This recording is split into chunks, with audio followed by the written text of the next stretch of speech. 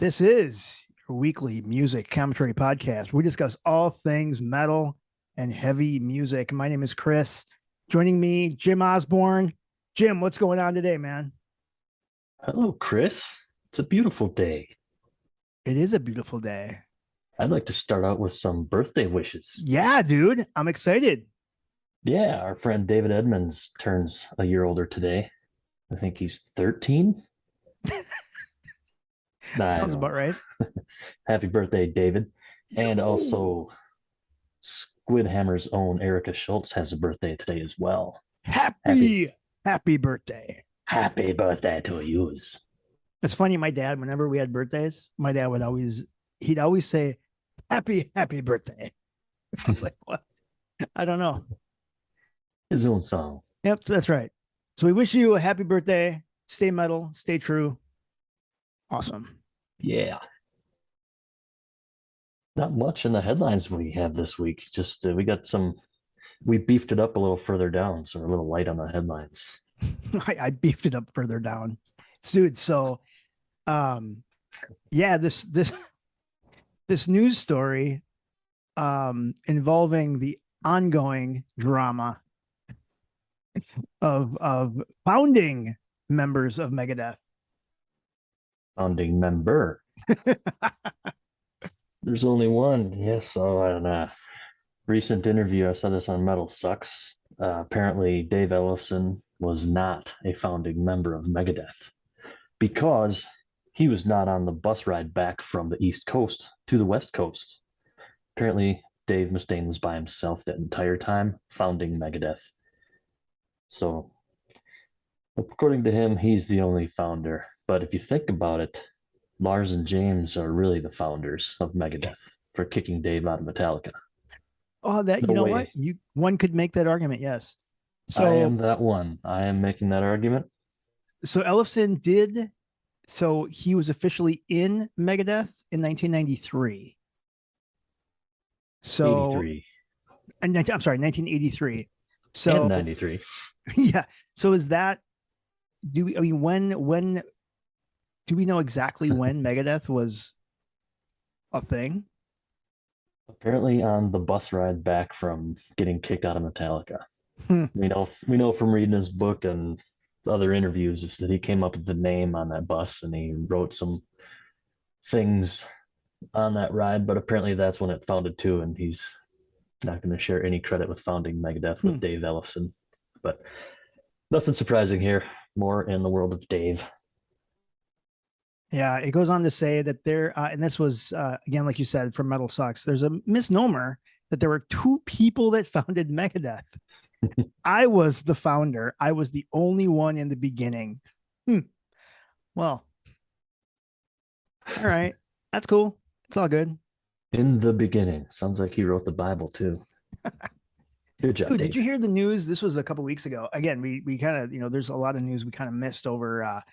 We had some live shows and shit, and then we're traveling for work. And but I guess Dave did say that he would collaborate and write new music with Hetfield again.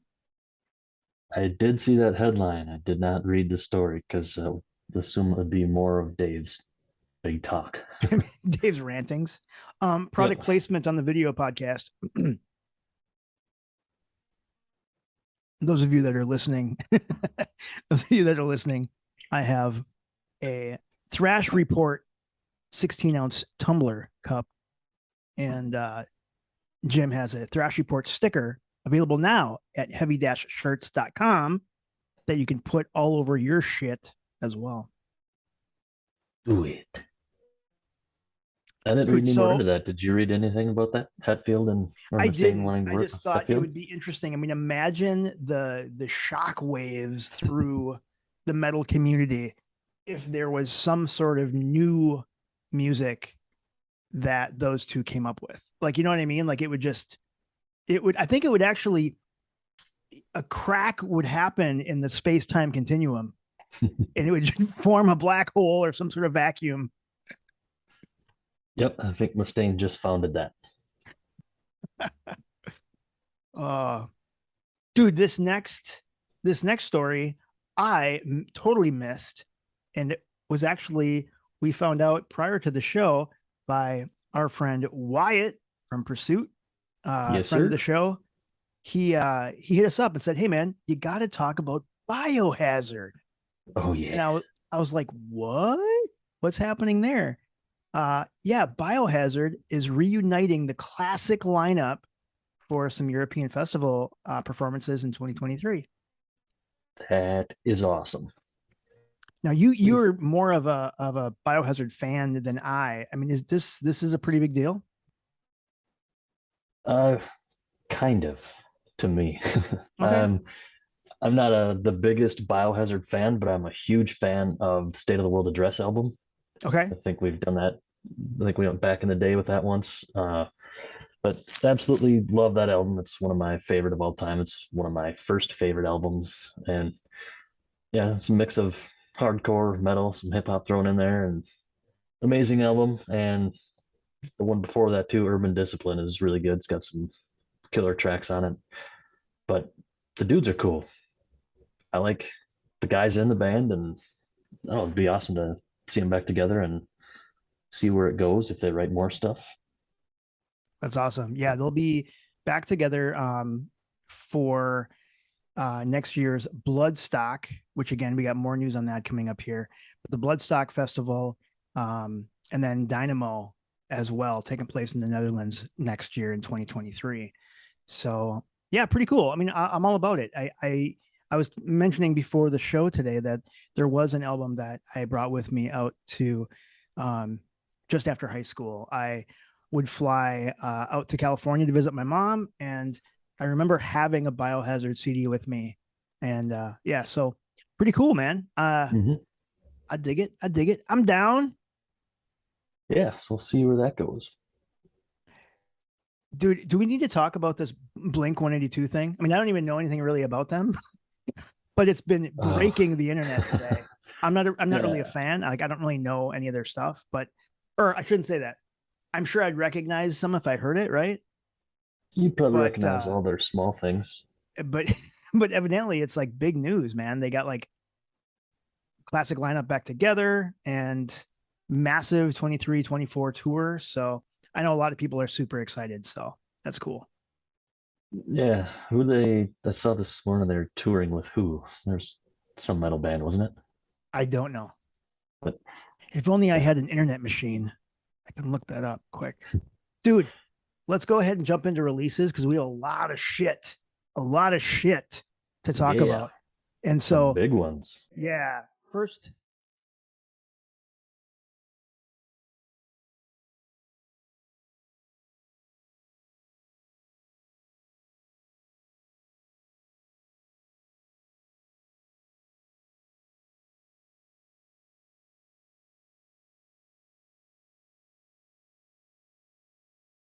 dude, it's again very recognizable. Slipknot, The End So Far. Yeah, came out last. Was it last week or the week before? But Yeah, I think it was last week. yeah, I haven't actually sat down and listened to this front to back, and part of it is because it seems like everybody I know is saying that it's not worth it. You know, exactly right.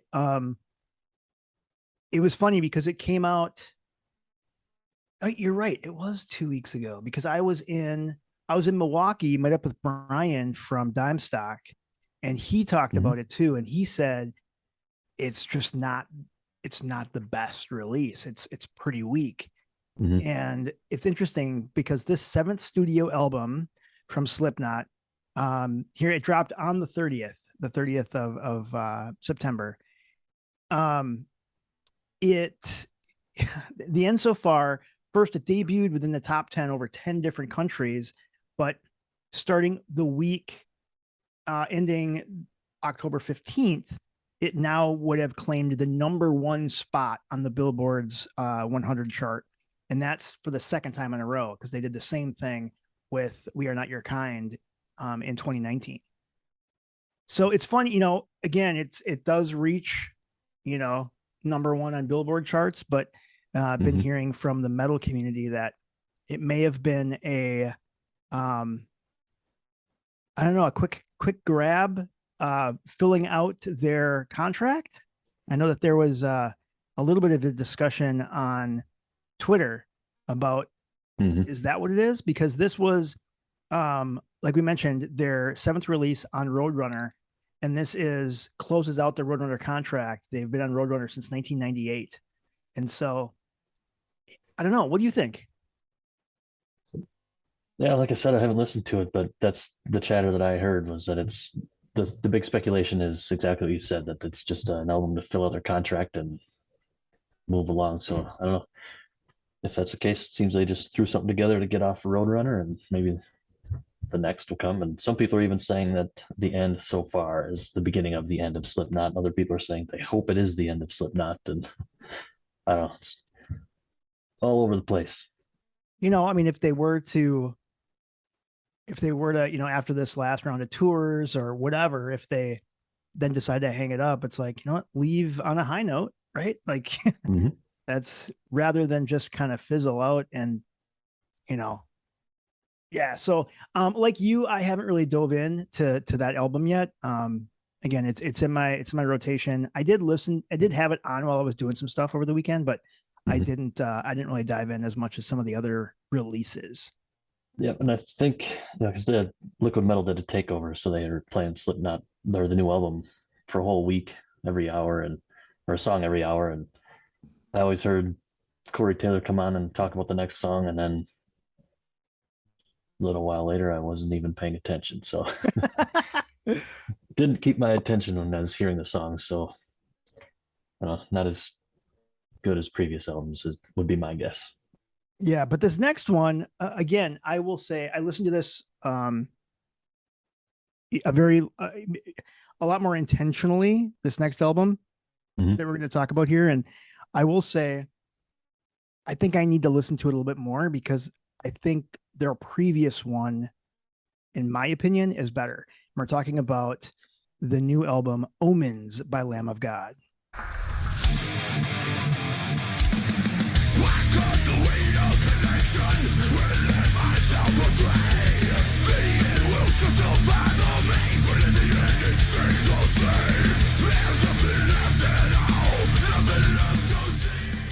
I think their self-titled one, there were more tracks that, at least in my opinion, they just had that hook. They had that something that had me coming back for more. This one, I haven't quite hit that yet, but I need to listen to it a little bit more to get some. Yep, me too. Haven't just like the Slipknot, I haven't listened to it front to back, and I've heard most of the tracks on Liquid Metal, and I enjoy them. I think they're good. To begin with, I'm not a super huge Lamb of God fan. I love them. I think they're great. Whenever they're on, I can tell it's them. I am a fan of theirs, but I'm not very recognizable sound, right? Yep, but they're just not like one of my top 5 or 8. They're oh my god, dude, it's coming up there, dude. It's October. We got to start narrowing this down for album of the year. Yeah, there's only 2. The top 2 this year. But what I have heard, I have liked. It sounds just like Lamb of God, which is, I think, good. Yeah. I mean, so far, me listening to the album a couple times through, title track Omens really is a good track. By the way, did you see on social he was on the Weather Channel? Did you see this? I didn't, but Jose interviewed him and he was talking about that. Sounds like it's a pretty big deal. Yeah. I guess he owns some land in, of course, I don't remember the country now. It's on the equator. Yeah. Anyway, so really, it's basically talking about deforestation. I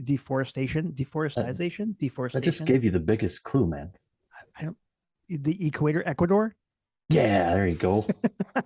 and so, you know, I dig what they're saying, right? Because he had like a local expert there, talking about how they need to do a lot of training. They got to do a lot of things to help the local economy and the local natural resource people really understand how to replant, how to deforest responsibly, and, you know, plant trees and stuff. And it was pretty cool. And Well, welcome back into Pattern, and that was the 2004 single Laid to Rest by the heavy metal band Lamb of God. And since then, they've secured 5 Grammy nominations, toured with Megadeth and Slayer, and headlined countless metal festivals around the world. But now they have a different mission in mind, and that is saving the jungles in Ecuador. Big mission. Yes. We're joined by singer Randy Blythe and his friend in conservation, Carlos Ojeda. Gentlemen, thanks for being with us. Yeah, thanks for having us. This is so cool. So,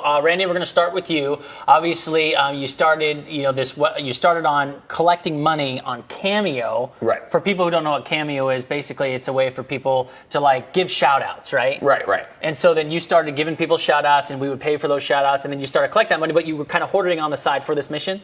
Yes, I bought some property at the beginning of the pandemic, and I thought I'll just go on tour, no problem, to help pay for this. Then we didn't go on tour for 2 years, so I was like, oh my God, I still need money to, help work this land and help defray the cost. And Cameo had been after me for a while, and I was like, oh, I could just do that. A way to make an income source. Yeah, really smart. Managed to fund it entirely from that. So wow. Yeah. Dude, what's this next album? I kind of forgot about it, dude. Yeah, this is the one. Out of all the big releases the last couple weeks, this one I listened to again today. The new Goatwhore, Angels Hung from the Arches of Heaven. Heard a few songs released on Liquid Metal, but man, this is good. Yeah, is it? Yes, this is amazing.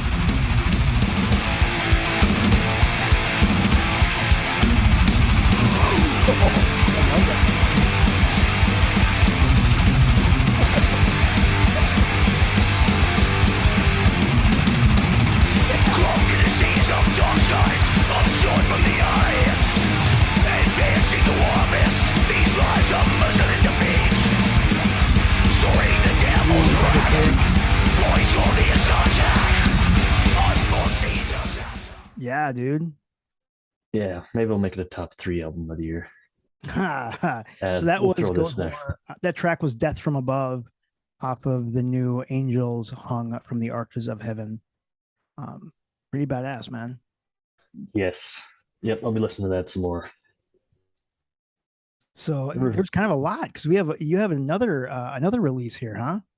Yeah, I think we've talked about Lost Society before. Mm-hmm. Their older stuff is much thrashier, and I listened to this last week. It's Lost Society, If the Sky Came Down. And my thought is it's thrashy, but it's radio friendly. So it's kind of like a radio thrash, if that's a thing. Radio thrash? Yeah, so it's fast, it's catchy, it's kind of like who am I thinking of? Like Black Veil Brides kind of thing, right? Like it's like metal but radio friendly. You know what I mean? Like Yeah, there it is. If the Sky Came Down. So this dropped on the 30th of September. I was unfamiliar. I'm gonna go and add this to my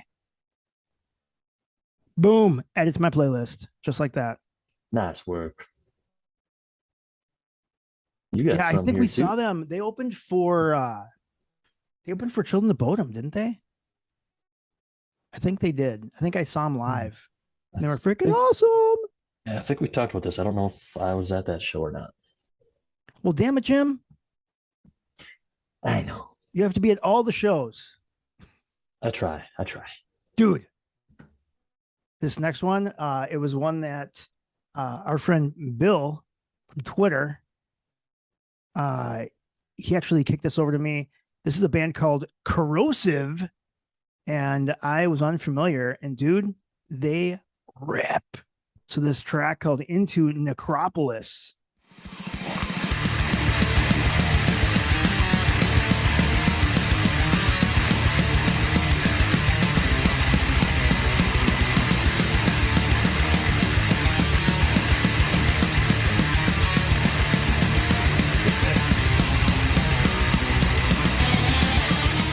And it's like the whole album, dude. I listened to it like a few times today.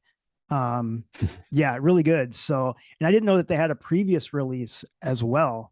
So, I did a little bit of looking into it. So, they have a Bandcamp page. They have stuff out there. They were, Where'd my notes go? They have some notes. I don't know Yeah, where my notes went. Anyway, they're formed in 2016.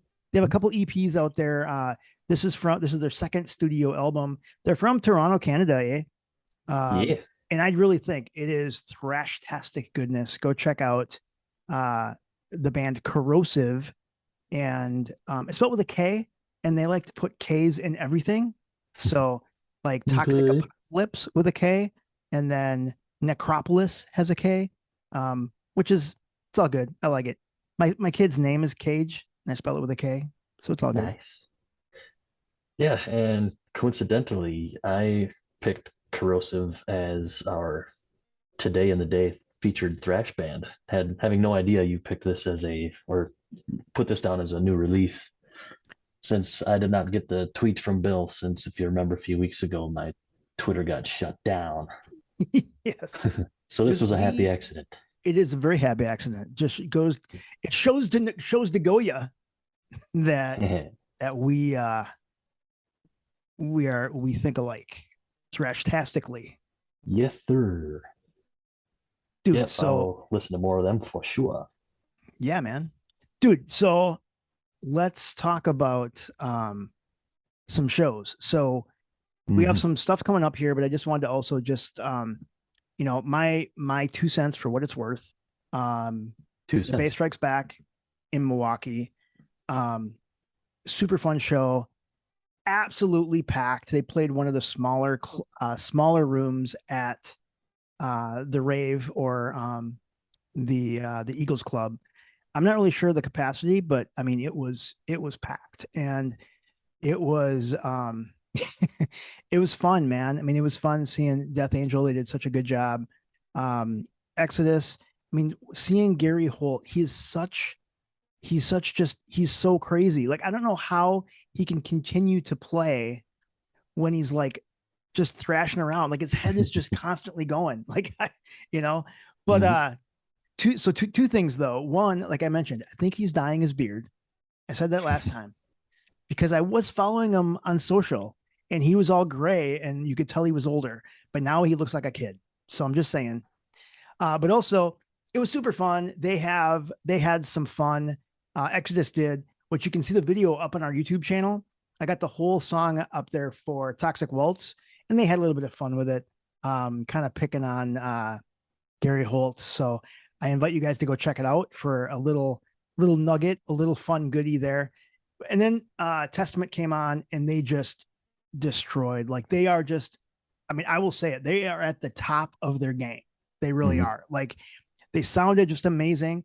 I think I mentioned this last time, Chuck Billy, there definitely is times when Alex and Eric are doing some of the higher vocals. And is Slayer down there? You got a cat down there? No. Yeah, he came running through. Oh, and so again, but at first I was like, oh, that kind of makes me sad. But you know what? It's the way they're doing it, and they do it freaking awesome. And so it was a super fun show. And then when I went to right after that, the next night I was in Chicago for Maiden did, it was like the Legend Dance and the Beast tour. Interesting thing, like, it started out, they kind of grouped the songs together. And the first, what they did is they played like, the first 3 tracks of the latest release.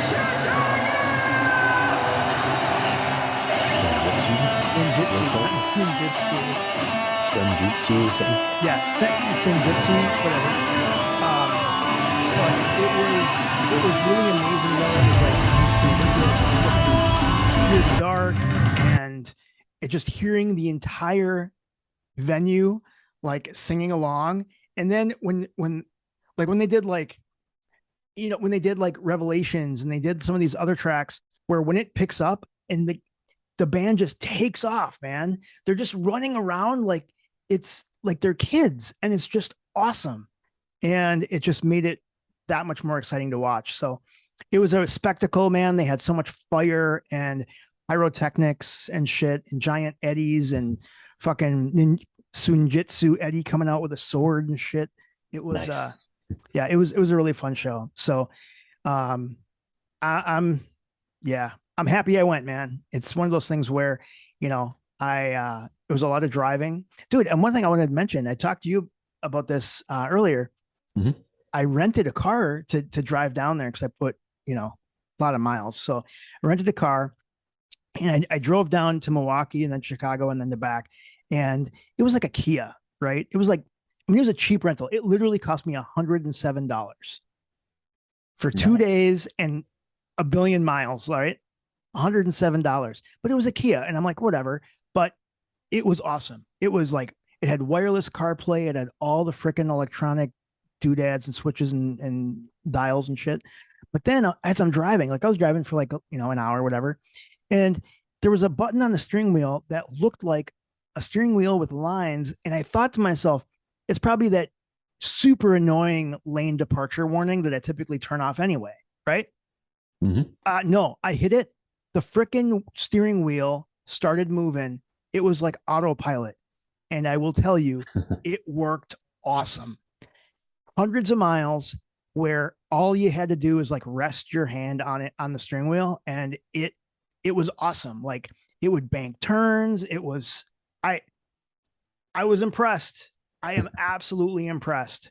So that's color me amazed. Anyway. Very cool. Dude, but then we came back here. Dude, there was 3 metal shows in 1 week because then on Sunday, you and your daughter came up to visit in St. Paul and we got to see the Trivium show. Yes. Yeah, my daughter's a big Trivium fan and they did not disappoint me or her or anybody there. It was a great show. It may have disappointed the one person that we saw get kicked out for being an asshole in the pit and completely wasted. He probably didn't have a good time, but everybody else did. Yes. And that was actually, actually Matt Heffy like called that out. He like stopped the song and like, hey guys, let's let him get out of here. Yep. Like he was being escorted out of the pit, I think. And then Matt stopped the show. He saw what was going on and then called attention to the guy and said, not the dude in the jersey. He's helping him out. The other guy, he's had too much of a good time. Get him out of here. And went on to talk about just, you can come here in any kind of attitude you want. You can be mad, you can be sad, you can be happy, but you can't hurt anybody. So really cool of him, professional of him to call it out and go right back into the music. Yeah. And, and speaking about being professional, I mean, the entire band, I know that Matt gets a lot, because he does a lot of the Twitch stuff and he's kind of like the pillar, right? But dude, the entire band are just amazing at what they do. I mean, for sure. Alex just, absolutely crushing the drums. And it was really, really cool. And there's a few things that like, dude, you see too, they had a photographer there doing some video and photo stuff. And it was the first time I ever seen like the drone above the crowd. Did you see that? Yeah. Then a drone flying around, I'm guessing getting some footage. That was cool. Yep. Yeah, that was pretty cool. Yeah, I thought Matt sounded amazing. It was I posted a video or two on social. Go check them out. Absolutely amazing. I think that and the crazy part too, I didn't realize how fucking young he is. Right? So if you look at it's everything that he's ever known, right? He mentioned that because now the Trivium will be what 23 years old, I think he's what he said. Yep. And that's the thing. So he said he started it when he was like 12 or 13 years old. So I'm like doing the math and I'm like, okay, well, I'm seeing bands now that are in their 60s. So we have a long time left with Matt. That makes me happy. Anyway. Yep. It was a really fun show. I will say this. I was kind of I don't know what the word is. Like I don't know if it was disappointed or kind of shocked that the venue wasn't as full as I thought it would be. And and we don't know. I mean, was that because it was a Sunday night show maybe, or, is it, I don't know. Or is it because it was at the Myth and it's not downtown, right? It's kind of in the burbs. It's kind of out, I just don't know because all the bands, between the Buried in Me and Trivium, I just would have thought they would have brought a lot bigger crowd. That's just my 2 cents. Mm-hmm. Yeah, I guess I didn't look at it that way. I saw people and I saw the band and I was focused on the band. So yeah, I mean, that was bonus. Yeah, I mean, there's been a couple times too. I mean, there's been a couple times where they hadn't opened the second level. Most of the shows when I'm there, they have the entire second level open as well, and that's packed with people. So I don't know. I mean, that's why it's just like they deserve more people. I guess that's what I'm trying to say is like, why wasn't it packed? Why wasn't it sold out? Like, come on, man. Anyway. Well, didn't you say something like maybe the metal nerds were there, but the metal nerds who are also Lord of the Ring nerds were home watching a TV show or something? It was. My friend said that. Yeah, don't you know House of the Dragon is tonight? Like everyone's home watching HBO. So could have been. But we were at the Court of the Dragon. It was, man. Seeing them twice last September on the metal tour of the year was really cool, but they had such a short set because they weren't headlining. So I was happy to see them play a longer set. They threw in some deeper tracks, some of the older stuff, and man, they kicked in and played Shogun, not the album, but the song. Mm-hmm. It's just an epic song. That was awesome, and played my daughter's favorite song, so we were happy. We had a good time. when they closed with In Waves, oh my god, it's just so fucking good. Well, it's interesting. So again, I didn't share with you. So prior to the show, I look up the set list. That's just the type of nerd I am. But it's interesting because on Setlist FM, when you scroll down, it'll tell you like the songs, like what album the songs are from. Then it breaks down a graph and says the percentage of songs from what album. And we were talking about how Silence in the Snow is one of my favorite. Not one song did they play from that album. So I was going to mention that ahead of time, but I was like, oh, wait, I don't want to give it away because you wanted to be surprised. But yeah, I looked at the graph and I'm like, what the fuck? But if you would have said they're not going to play any songs from Silence in the Snow, I probably wouldn't have been surprised, and I probably would have been fine with that because that's not my favorite. How come I like the shit that nobody else does? What's wrong with me? I don't know. To each their own. Your own's just weird. Dude, some upcoming shows. Oh yeah. So this weekend, we saw at Dime Stock, we saw As Bolus Baptized. And they're actually going to be here in St. Paul on the 15th. So that's pretty badass on Saturday. So I'm looking at going to that at the Eagles Club. Nice. So yeah, I'm pretty jacked. It'll be a fun time. And then they're fun as hell. Yeah, totally. And then St. Cloud on the 24th in St. Cloud, there's the Fright Night at the Red Carpet Nightclub. And that has a few different acts on it, but our friends of the podcast, Apothic, are going to be there. Bludgeon, Cull the Frail, and a brand new band making their debut performance that night. I'm assuming it's pronounced Raven. I'm not sure, but it's RAHVN. Yeah, pretty stoked for that. So that's at the Red Carpet Nightclub in St. Cloud. I'm just double checking the date of that. That's the 22nd of October. Not the 24th. Did I have it wrong? Yep. 20. Yes, I'm sorry. 22nd. Correct. Thank you. God, see, this is why you're keeping me on my shit.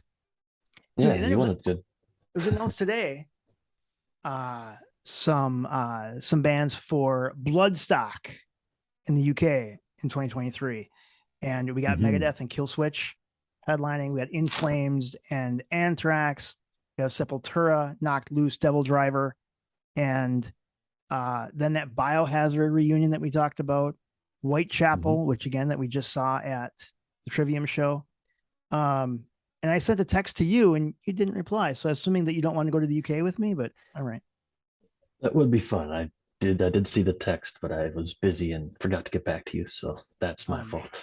Yeah. If I'm just saying, if there's no mega cruise next year, then I don't know. I'm looking at what's that thing, that big thing. Like, do I actually take a chance, go overseas, do a big one, do the download or Bloodstock, since Whackin' freaking sold out in like a minute. Yeah, that would be cool. Dude, tell us more about this show happening at La Crosse at the warehouse. Yes, October 28th. I have been waiting and waiting for this Squid Hammer coming to La Crosse. So, along with War, that's WOR, another band that we saw kick ass at Dime Stock. So, War and Squid Hammer and a couple local openers will be October 28th at the warehouse in La Crosse. My daughter and I will be there for sure, and it's going to be awesome. Cool. Yeah. And I have it on my calendar. And yeah, as long as I can, crash at your place, I will For sure. take a drive out there. I think that'd be wicked cool. Mm-hmm. Yep. And then a few weeks later, on November 22nd, I bought my Platinum VIP pass for Machine Head. Dude, look at you. That's so cool. I'm so Yeah. excited for you, bro. I mean, Yeah, so that'll be in Madison, Wisconsin. And it's another a night with Machine Head. So it's just them. They don't have a set list. They're just going to play whatever. Like they take requests even. They're doing it over in Europe right now. It's their, what do they call it? Their beers, and it's their live Machine Head. It's their electric happy hour or something. Yeah. Yep. And no, that's super cool, man. You get to meet, I guess, probably one of the most metal motherfuckers that I know. That's pretty cool. I'm excited Yep. for you, man. One of my favorite bands of all time. So it'll be cool to meet them and hang out. Yeah, dude. It will be those fun. of you that are interested, the 30th of October in Mankato, Judas Priest celebrating 50 years of heavy metal with Queensryche opening for them. Again, they're here in Minnesota, in Mankato, my hometown. Yeah, dude. And don't they have, like, on the way there, they got like the biggest candy store ever? It's the biggest one in the state. I don't know, is it the world or the state? Oh, I have no idea. But yeah, is it the biggest one in the state? There we go. Yep, I have a bottle of bacon soda upstairs that I yes. will never I got a whole have. bunch of bacon shit there too. Yeah. Yep. It was a gift, a soda that tastes like bacon. I just can't bear to open it. It was a gift. I've get this. I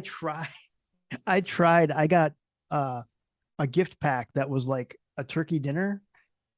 So it had Jones soda, but it was like turkey, mashed potatoes, yams, like, I don't know. And I tried them. It absolutely was gross. Like, it was disgusting, man. Yeah, they had corn on the cob flavored pop. Like, I'll pass. Dude, you got some hilarious trivia that I was unaware of. Speaking of Biohazard. Yeah, I was unaware too. Like you said, our friend Wyatt sent us some Biohazard info, and so I did not know this. Obviously, I know they have the same last names, but Jerry Seinfeld and Evan Seinfeld, Evan being from Biohazard, bassist and vocals, apparently they are second cousins. I couldn't verify for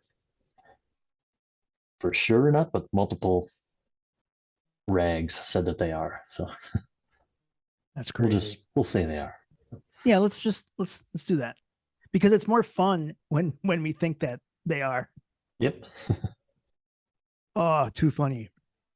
So we're gonna jump back in the day, and we're gonna kind of have a new look on some releases that happened back in the day. And this one showed up in my rotation. I remember it from a long time ago. This was back in 1999. They only had one album, and it was this one project that they had some past and present members of Merciful Fate and King Diamond. The singer came from some Judas Priest tribute band called Desert Plains, and they split up after this like one album. This album was called Illwill, and the name of the album was called Evolution. Evolution. They're from Sweden. They were formed in 1997. Again, this is a track, Whether With or Without is the title of this track off of this album, and this is from 1999. This is Illwill.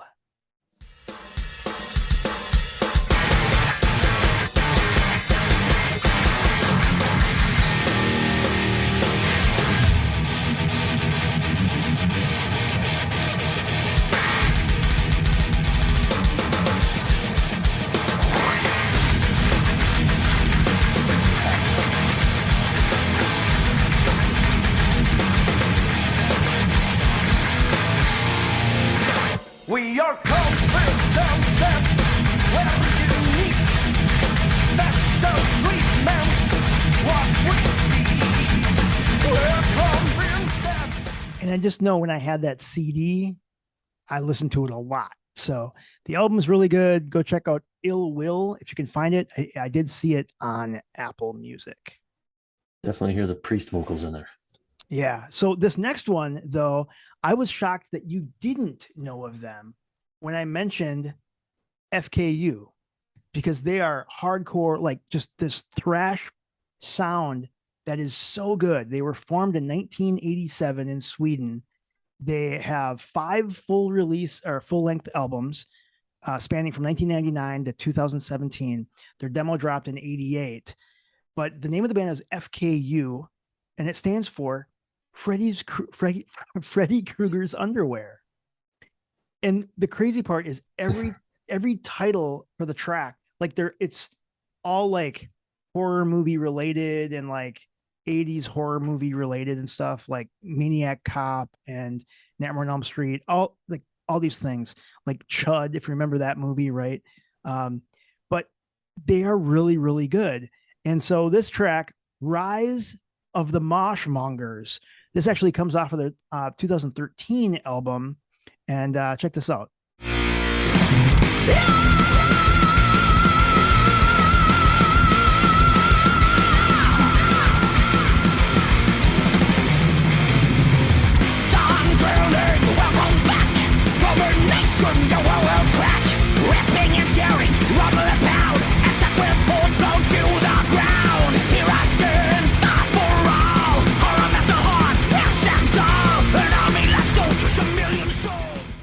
And again, there's a lot of just a lot of thrash throughout all their albums. They're really, really good.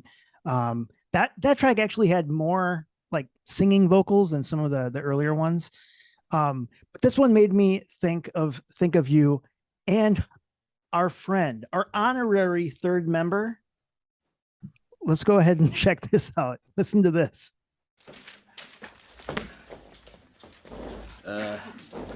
I'm Larry. And I'm a moshaholic.